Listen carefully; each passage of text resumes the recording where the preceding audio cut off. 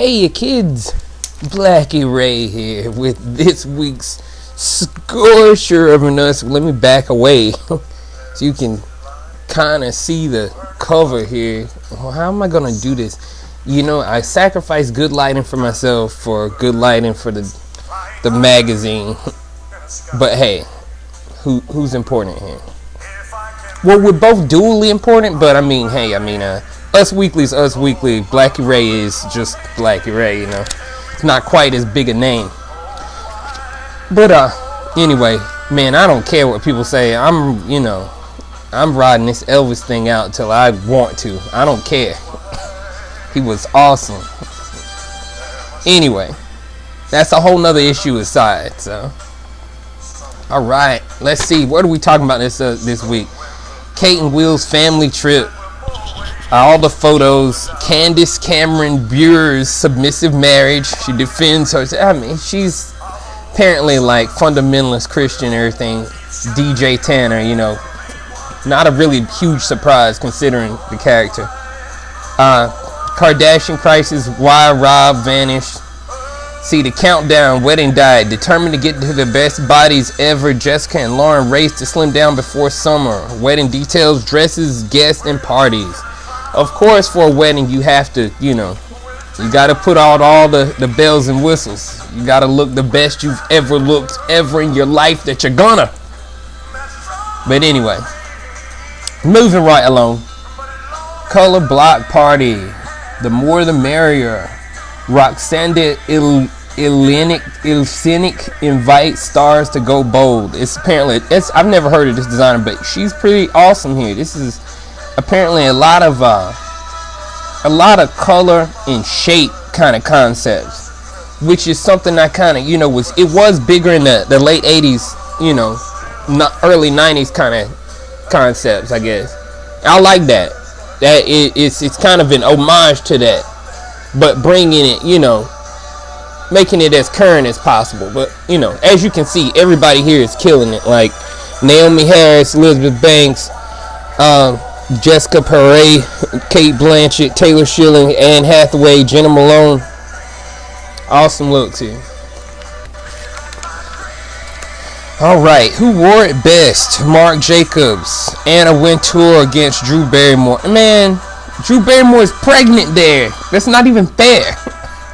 Why would you do a who wore it best against a pregnant woman? That's kind of questionable. Really. And it's the only way I think. And Ray, don't say it. All right, Maria Lucia Honan, Dita Von Teese against Elizabeth Rom. I kind of like the Elizabeth Rom better. I'm not too much for Dita Von Teese's look anyway. The whole like 40s, 30s, 40s Betty thing she got going on. I don't know. It was cute in the late 90s, but I mean, it's not the late 90s anymore. But anyway, let me stop. I love old school stuff, so I'm hardly anybody to trash somebody for having an old school style. So, just saying, Dita Von Teese has never really done much for me. But moving along here. All right, Top Shop. Who wore it best? Mindy Kaling against Vanessa Hudgens. Totally unfair. Two different body types, and it just doesn't really. First of all, the design itself is already questionable, so you have to be extremely cute to pull this thing off to start with. So, as you can see, things may have not taken a turn for the best. But anyway, all right, Balmain, Ellie Goulding against Blake Lively. I have to admit, I can't really say I'm really all about anything Blake Lively has done or whatever. Is she an actress or something? I'm not. That's a shame. I don't really know what Blake Lively does. I've never really seen her in anything. But she can kill an outfit and hairstyle. I give her that. She's definitely, if nothing else at all. I really am at absolute odds with the row who wore it best. Lambskin leather dress at Barneys.com. I always want to give my who wore it best to Cameron Diaz, but I have to admit that Charlize Theron got this one. There it goes, right there. You can't wear something so bold and not have it matched to the toe. You can't. These who did this? Somebody set her up for this. Like, this is she. I still would have liked her better in it. It just, well, then it just needs to be sized a little, like maybe a size tighter on her. It does to, in order to pull this look off, because Charlize is just a size tighter, and it just, you know, the form comes together with the matching heels. You cannot have heels that do not match with such a bold look. Everyone knows that. Blackie Ray knows that. Who did this for Cameron Diaz? Should have gotten this one. The only thing I've ever had against Paula Deen is the open mouth shots. I don't understand why every single picture has to be an open mouth smile. It just it degrades you. It makes you seem like just a few degrees less intelligent when every time you smile, you're smiling with an open mouth. It doesn't lend you any kind of credibility. I wish she would stop doing it. I guarantee you, if Paula Deen starts doing like more of a closed mouth kind of smile, it'll be a little bit bolder. It'll be a more respectable face than that gaping mouth open thing. All right. Moving right along.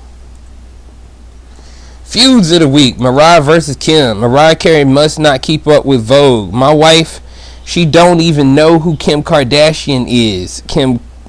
Nick Cannon told Howard Stern April 2nd when he asked for Carey's take on his 2006 fling with the reality star. Cannon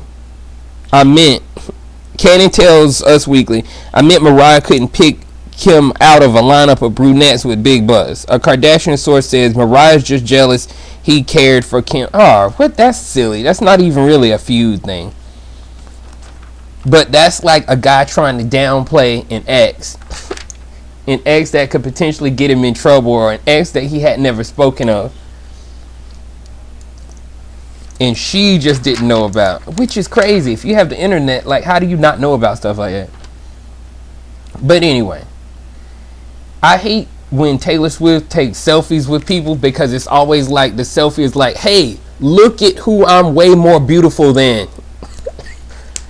That's what it looks like. It's like, hey, look at my look. I'm like, I've got like a couple G's worth of stuff done to my face against this regular chick. Man, Miranda Lambert has killed it. Like, she's gotten to the point where now she's gotten more of a health. She lost a little bit too much weight initially. Now it's rounded out to like nice. There you go. Was it Country Music Awards this past week? What was it? Academy of Country Music Awards. Awesome look, awesome dress.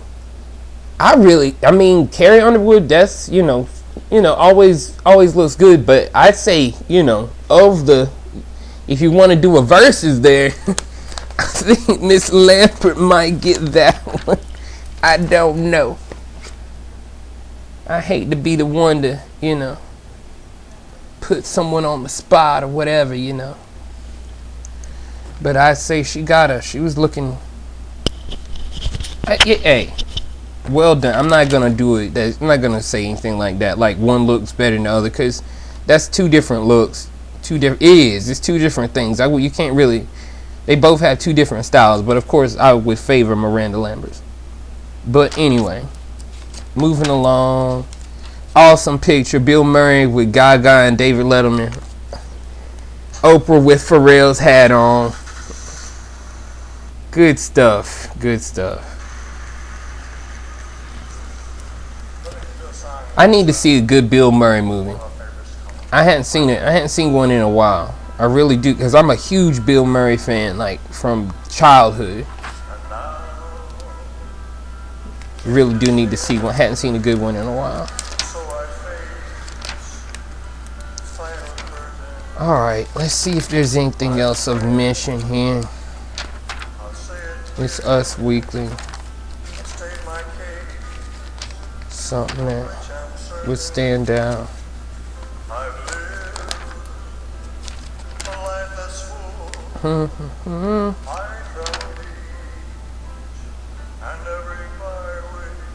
Yeah, Peaches Geldof died. I was only really slightly familiar with Bob Geldof, apparently the musician and philanthropist who was in The Wall, that movie, that awesome Pink Floyd movie back in the day. People getting married. Kim Kardashian's butt is it's funny. It's funnier than it is sexy. It's just weird looking. It's like not. It's not. It's just I don't. I mean, I could see how some guys would be like, oh, I mean, but I get it. But it's like it's just after a while it gets kind of silly. It's just like you. Whew. There's a word that I just can't. I've just not programmed to say. So as soon as I get to it, I always say like, and I can't say it. But apparently there's something there that I just can't think to say. It must be something bad. But it's just a funny looking butt. It's just not. It's not.